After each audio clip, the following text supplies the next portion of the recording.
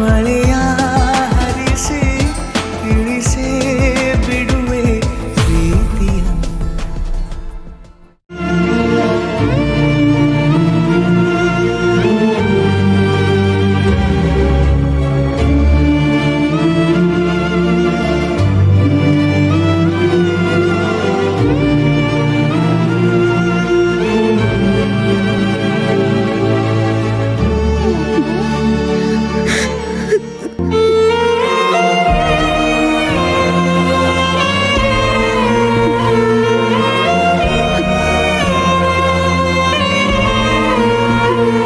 ಅಳ್ದೆ ಇನ್ನೇನ್ ಮಾಡ್ಲಿ ಮಾವ, ನೀನ್ ಕಾಣ್ತಿಲ್ಲ ಅಂತ ಎಲ್ಲೆಲ್ಲ ಹುಡುಕಿದೀನಿ ಗೊತ್ತಾ. ನೀವು ಕಾಣ್ದೆ ಎಷ್ಟು ಕಷ್ಟಪಟ್ಟಿದ್ದೀನಿ ಗೊತ್ತಾ. ಆದ್ರೆ ಎಲ್ಲ ಒಳ್ಳೇದಾಗುತ್ತೆ ಅನ್ನೋ ನಂಬಿಕೆ ನನ್ನ ಮನ್ಸಲ್ಲಿತ್ತು. ಆ ನಂಬಿಕೆ ಇದ್ದಿದ್ರಿಂದನೇ ನಾನು ನಿಮ್ಗೋಸ್ಕರ ಕಾದಿದ್ದು. ನೀವಿನ್ನಿಲ್ಲ ಅಂತ ಕೇಳಿದಾಗ ನಾನು ಸತ್ತೋಗ್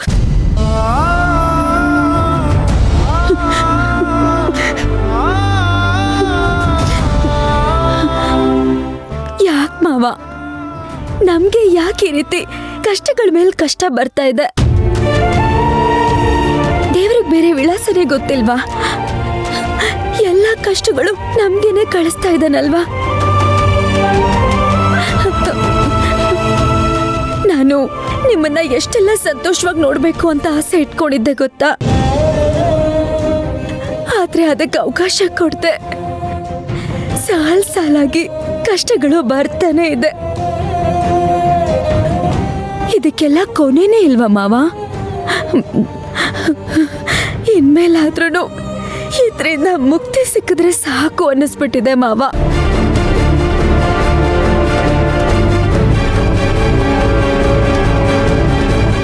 ಇನ್ಮೇಲೆ ಒಳ್ಳೇದಾಗತ್ತೆ ಅನ್ನೋ ಭರವಸೆ ನೀವೇ ಕೊಡ್ಬೇಕು ಮಾವ. ನಾಳೆ ಕೋರ್ಟಲ್ಲಿ ವಿಚಾರಣೆ ಇದೆ. ನಿಮ್ಮ ಸ್ಥಿತಿ ಕಾರಣ ಆದವ್ರಿಗೆ ಶಿಕ್ಷೆ ಆಗ್ಲೇಬೇಕು ಮಾವ.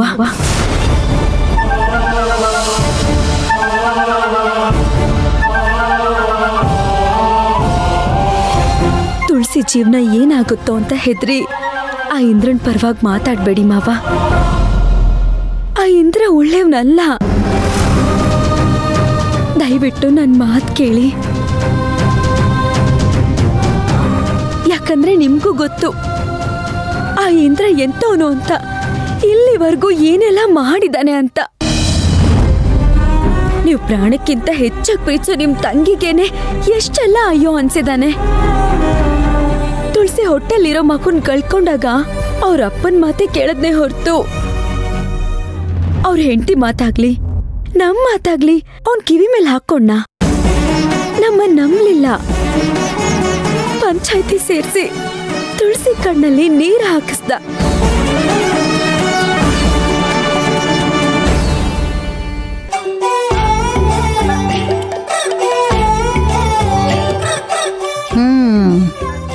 ಸಂದಕಾಯ್ತಲ್ಲ.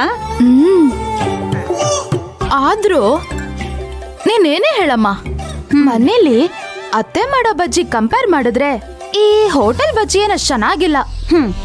ನೀನ್ ಅಡ್ಗೆ ಮಾಡಂಗಿದ್ದಿದ್ರೆ ಇದೇ ಮಾತನ್ನ ಉಲ್ಟಾ ಹೇಳ್ತಾ ಇದ್ದೆ. ನೀನು ಆ ಸಾವಿತ್ರಿ ಕೈ ಅಡ್ಗೆಗೆ ಒಗ್ಗೋಗಿದ್ಯಾ, ಅದಕ್ಕೆ ಹಿಂಗೆ ಹೇಳ್ತಾ ಇದ್ಯಾ. ಅಲ್ಲಮ್ಮ, ಇದೇ ಬಜ್ಜಿ ನಾವು ಅತ್ತೆ ಕಲೆ ಮಾಡಿಸ್ಕೊಂಡು ತಿನ್ಬೋದಿತ್ತು ತಾನೆ. ಇವಾಗ ಅವರಿಬ್ರು ಆಸ್ಪತ್ರೆ ಮನೆ ಮನೆ ಆಸ್ಪತ್ರೆ ಅಂತ ಅಡ್ಡಾಡ್ತಾವ್ರೆ. ಇಂಥ ಟೈಮ್ನಾಗ ನೀನ್ ಹೋಗಿ ಅತ್ತೆ ಅತ್ತೆ ಬೊಸ್ರಿ ಬೈಕೆ ಬೊಜ್ಜಿ ಮಾಡ್ಕೊಡು ಅಂತ ನೀನ್ ಕೇಳಿರೆ ಅವ್ರ ಈ ಸಲ ನಮ್ಮಿಬ್ಬರನ್ನು ಮನೆಯಿಂದ ಹೊರಗೆ ಹಾಕಲ್ಲ, ಅಡಿಗೆಗೆ ವಿಷ ಹಾಕಿ ಸಾಯಿಸ್ಬಿಡ್ತಾರೆ. ಅಲ್ಲ ಅಮ್ಮ, ನೀನೇನೇ ಹೇಳು, ಇಷ್ಟೊಂದು ಡ್ರಾಮಾ ಮಾಡಿದ್ರು ನಿಮ್ಮ ಅಣ್ಣ ನಿನ್ನ ನಂಬಕ್ಕೆ ರೆಡಿ ಇಲ್ವಲ್ಲ ಅಮ್ಮ. ಅಮ್ಮ, ಹಿಂಗೆ ಆದ್ರೆ ನಮ್ ಕತೆ ಮುಂದೆ ಏನಮ್ಮ? ಕಷ್ಟ ಆಯ್ತದೆ ಕಣೆ, ಆದ್ರೆ ಏನ್ ಮಾಡೋದು ಹೇಳು. ನಾನ್ ನಮ್ಮ ಅಣ್ಣನ್ ತವ ಹೋಗಿ ನಾನ್ ಒಳ್ಳೆವಳು ಅಂತ ಯೋಟು ಸಾಬೀತ್ ಮಾಡಕ್ ಹೋದ್ರು ಅವನ್ ನನ್ನನ್ನ ಕೆಟ್ಟೋಳ್ ಥರಾನೇ ನೋಡ್ತಾವ್ನೆ. ಹಿಂಗೆ ಆದ್ರೆ ಇದ್ ಎಲ್ಲೋಗ್ ಮುಟ್ತದೋ ಏನೋ. ಅಮ್ಮ, ಕೊನೆ ಪಕ್ಷ ನನ್ ಗಂಡ ಆದ್ರೂ ಜೈಲಿಂದ ಹೊರಗಡೆ ಬಂದಿದ್ರೆ ಅವನಾದ್ರೂ ನಮ್ಮ ನೋಡ್ಕೋತಿದ್ದ ಅಮ್ಮ. ಹಿಂಗೆ ಆದ್ರೆ ನಮ್ ಪರಿಸ್ಥಿತಿ ಅಮ್ಮ ತಾಯಿ ಏಯ್ ಯಾರದು ಮುಂದಕ್ಕೆ ಹೋಗ್ರಿ. ಏ ಸುಮ್ಕಿರೆ, ನಿನ್ ಬಾಯಿ ಮಾತಿಗಂದ್ರು ನಿಜ ಆಗಂಗೈತೆ. ಏನೇನೋ ಯೋಳಿ ಎದುರಿಸ್ಬೇಡ. ಅಮ್ಮ ಹಂಗೆಲ್ಲ ಆಗ್ಬಾರ್ದು ಅಂದ್ರೆ ನನ್ ಗಂಡ ಜೈಲಿಂದ ಆದಷ್ಟು ಬೇಗ ಹೊರಗ್ ಬರ್ಬೇಕು ಅಂತ ದೇವ್ರ ಹತ್ರ ಬೇಡ್ಕೋ. ನಾನು ನೀನು ಯೋಟ್ ಬೇಡ್ಕೊಂಡ್ರು ನಿನ್ನ ಆಸೆ ಈಡೇರಕ್ಕಿಲ್ಲ ಬಿಡು. ಯಾಕಮ್ಮ? ಮತ್ತಿನ್ನೇನೆ, ನಿನ್ ಗಂಡನು ಯಾವ ಕೆಲ್ಸನೂ ಪೂರ ಮಾಡಕ್ಕಿಲ್ಲ, ಎಲ್ಲ ಅರ್ಬೇರ್ಕೆ. ಈಗ ಶಿವಣ್ಣ ಏನಾದ್ರೂ ಉಸಾರ ಗೆದ್ದು ಬಂದ್ರೆ ಇಂದ್ರನ ಜೈಲಿಗೆ ಕಳಿಸ್ತಾನೆ ಅನ್ಕೊಂಡಿದ್ಯಾ? ಯಾವುದೇ ಕಾರಣಕ್ಕೂ ಕಳ್ಸಕ್ಕಿಲ್ಲ. ಆಳಾದ ಊರಿಗೆ ಇದ್ದವನೇ ಗೌಡ ಅನ್ನಂಗೆ ಎಲ್ಲ ತಪ್ಪು ನಿನ್ ಗಂಡನ್ ತಲೆ ಮೇಲೆ ಹೋಯ್ತದೆ ತಿಳ್ಕ. ಅಂದ್ರೆ ಆ ಶಿವಣ್ಣನ್ ಕೇಸಲ್ಲಿ ನನ್ ಗಂಡ ಆಚೆ ಬರೋದೇ ಇಲ್ಲ ಅಂತ್ಯಮ್ಮ? ಇನ್ನು ಯೋಟ್ಕಿತ ಯೋಳ್ಬೇಕೆ? ಆ ಶಿವಣ್ಣನ್ ಜೀವ ಉಳಿದ್ರೆ ನಿನ್ ಗಂಡನ್ಗೆ ಜೀವಾವಧಿ ಶಿಕ್ಷೆ ಕಟ್ಟಿಟ್ ಬುತ್ತಿ. ಹಂಗೂ ಬಿಡುಗಡೆ ಆಗಿ ಬಂದ ಅಂತ ಇಟ್ಕೋ, ಈ ಶಿವರಾಜು ಇಂದ್ರ ಸುಮ್ಕೆ ಬಿಡ್ತಾರ? ಏನಾದ್ರೂ ಒಂದು ಮಾಡೇ ಬಿಡ್ತಾರೆ. ಅದ್ರ ಬದಲು ಅವನ್ ಜೈಲಾಗಿರೋದೇ ವಾಸಿ. ಅಮ್ಮ ನನ್ ಗಂಡ ಏನೋ ಇಂದ್ರಮಾವಂತರ ದಡ್ಡ ಅಲ್ಲ, ಬುದ್ಧಿವಂತಾನೆ. ಅವನು ಈ ಗಂಡಾಂತರದಿಂದ ತಪ್ಪಿಸ್ಕೊಳಕ್ಕೆ ಈಗ ಆಲ್ರೆಡಿ ಪ್ಲಾನ್ ಮಾಡ್ತಾನೆ, ಇಲ್ಲ ಮಾಡಿರ್ತಾನೆ. ಹ ಮಾಡಿದ್ರೆ ಒಳ್ಳೇದು. ಒಟ್ನಾಗೆ ಇಂದ್ರ ಶಿವಣ್ಣ ಒಂದಾಗ್ಬಾರ್ದು. ಒಂದಾದ್ರೂ ಬೆಂಕಿ ಬಿರುಗಾಳಿ ಒಂದಾದಂಗೆ ಎಲ್ಲಾನು ಸುಟ್ಟು ಭಸ್ಮ ಮಾಡ್ಬಿಡ್ತಾರೆ.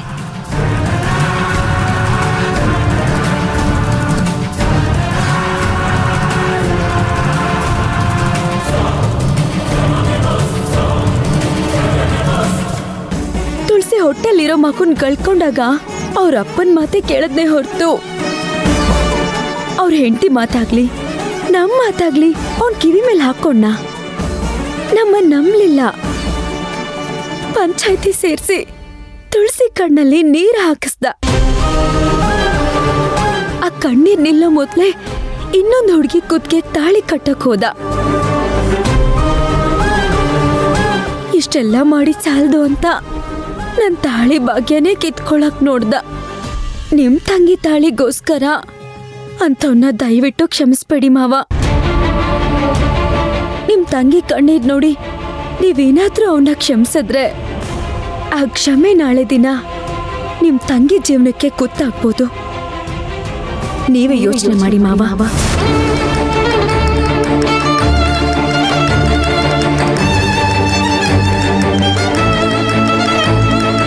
ನಾನೇನೋ ತುಳಸಿ ಮೇಲೆ ಇರೋ ಬೇಸರಕ್ಕೋ ಕೋಪಕ್ಕೋ ಅಥವಾ ಬೇರೆ ಯಾವುದೋ ವಿಷಯಕ್ಕೋ ಈ ಥರ ಎಲ್ಲ ಮಾತಾಡ್ತಾ ಇಲ್ಲ.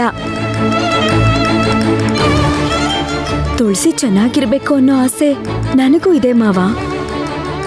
ಆದ್ರೆ ನನಗ್ ಭಯ ಎಲ್ಲ ಆ ಇಂದ್ರಂದೆ. ಕೋಪದಲ್ಲಿ ಅವನೇನ್ ಮಾಡಕ್ಕೂ ಹಿಂದೆ ಮುಂದೆ ನೋಡೋನಲ್ಲ ಮಾವ. ಅದಕ್ಕೆ ಈ ನಿಮ್ಮ ಸ್ಥಿತಿನೇ ಉದಾಹರಣೆ. ಸರಿ, ಇಲ್ಲಿವರೆಗೂ ತುಳಸಿ ಅವನಿಂದ ಏನ್ ಸುಖ ಕಂಡಿದ್ದಾಳೆ? ಅವನನ್ನ ಕಟ್ಕೊಂಡಾಗಿಂದ ಕಣ್ಣೀರಲ್ಲೇ ಕೈ ತೊಳಿತಿದ್ದಾಳೆ. ತುಳಸಿ ಇಂದ್ರನ ಹೆಂಡತಿ ಆಗಿರೋದಕ್ಕಿಂತ ಶಿವಣ್ಣನ ತಂಗಿ ಆಗಿರೋದೇ ಎಷ್ಟೋ ಮೇಲು.